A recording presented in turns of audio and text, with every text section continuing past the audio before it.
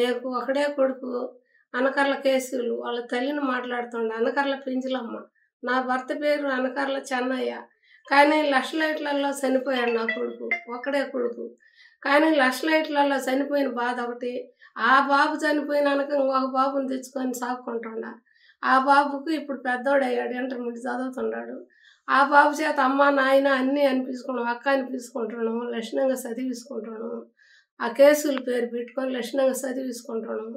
ఇప్పుడేమనిపిస్తుంది, నా బిడ్డ ఒకవేళ లక్షలైట్లలో పోయినా దేశం కోసం ఎంత పేరు ఉంది నాకు, నా తల్లిదండ్రికి ఎంత పేరుంది, అక్కలకి ఎంత పేరుంది అని అది ఒక సంతోషంతో ఈ విధంగా బతుకుతున్నాం సార్ మేము. ఆ బిడ్డ పెంచుకుంటున్న బిడ్డకు సాయి కేసులని ఆ బిడ్డకి ఏదన్నా గవర్నమెంట్ సహాయం చేస్తే ఆ తల్లిదండ్రికి కూడా ఇంకా సంతోషంగా ఉంటుంది. నా కొడుకు తరపున కేసుల తరపున అని కోరుకుంటున్నా.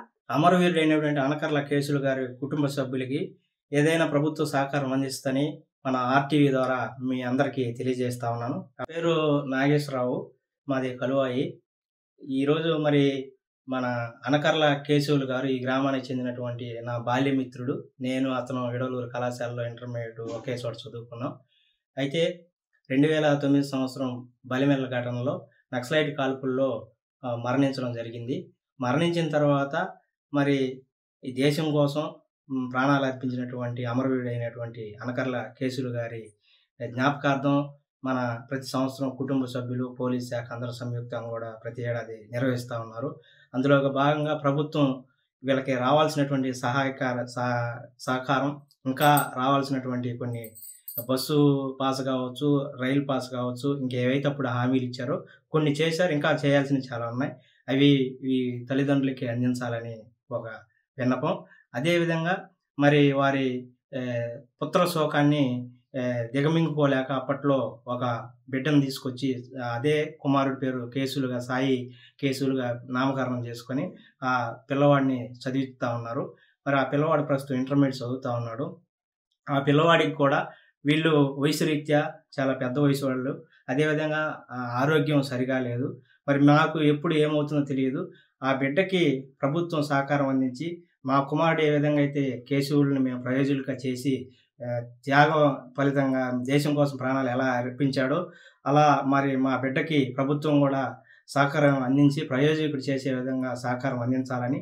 మాకు వయసు రీత్యా వయసు ప్రభావం పెరిగింది, మాకు చాలా సమస్యలు ఉన్నాయి, ఎప్పుడు మేము ప్రాణం వదులుతామో తెలియదు. కాబట్టి మా బిడ్డకు కూడా మేము ఉన్నంత వరకు మేము బాగా చూసుకున్నాం. మాతో పాటు కూడా ప్రభుత్వం అందించాల్సిన సహకారం అందిస్తే మా బిడ్డ కూడా ప్రయోజకుడు అవుతాడని. కాబట్టి ఆ దిశగా ప్రభుత్వం ఆలోచించి మాకు రావాల్సినటువంటి ఏవైతే అప్పుడు హామీలు ఇచ్చారో వాటితో పాటుగా మా బిడ్డకి ప్రభుత్వ సహకారం అందించి మా బిడ్డను ప్రయోజకుని చేయాలని ఆశిస్తూ ఉన్నాం అని చెప్పి ఆ తల్లిదండ్రులు కూడా బాధపడుతున్నారు. కాబట్టి మేము ప్రతి సంవత్సరం కేసులు జ్ఞాపకార్థం మేము చాలా ఎన్నో కార్యక్రమాలు కుటుంబ సభ్యులతో పాటు చేసే కార్యక్రమాల్లో పాల్పంచుకుంటున్నాం. కాబట్టి అతను బాల్యమిత్రుడిగా నాకు తెలిసిన విషయాలని మీకు తెలియజేస్తా ఉన్నాను. ప్రభుత్వం కూడా ఆ దిశగా ఆలోచించి మరి త్యాగాలు అర్పించినటువంటి అమరవీరుడి కుటుంబానికి ఏమైతే సహాయ సహకారాలు అందించాలో అవన్నీ కూడా అందించి ఆ బిడ్డకు కూడా ప్రభుత్వం చదివించే కార్యక్రమం కావచ్చు, ప్రయోజకుని చేసే కార్యక్రమం కావచ్చు, ఏవైతే రావాల్సినవి ఉన్నాయో అవన్నీ కూడా అందించి ఆ బిడ్డకి సహకారం అందించాలని, అదేవిధంగా కుటుంబ సభ్యులకి సహకారం అందించాలని కోరుతా ఉన్నాను. అదే సార్, అదే నాయన ఒక్కడే కొడుకు. వెళ్ళి మాకు చెప్పకుండానే పోయి ఆ జాబ్లో చేరి సరిపోయాడు. కానీ గవర్నమెంట్ కూడా మాకు ఇచ్చేటివి ఇచ్చారు, ఇచ్చినట్టు ఇచ్చారు, అందరికి ఇచ్చినట్టు మాకు ఇచ్చారు. మా గవర్నమెంట్ కూడా ఏం తక్కువ చేయలేదు. కానీ బిడ్డ బాధ చెప్పలేని బాధ.